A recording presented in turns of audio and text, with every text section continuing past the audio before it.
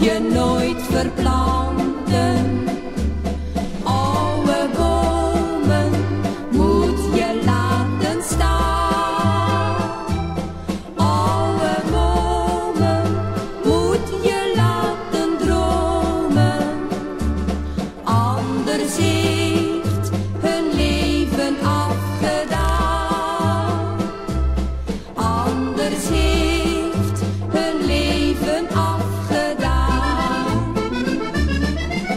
De oudjes kwijnden weg in hun splinternieuwe huis. Al was die woning nog zo mooi, ze voelden zich niet thuis.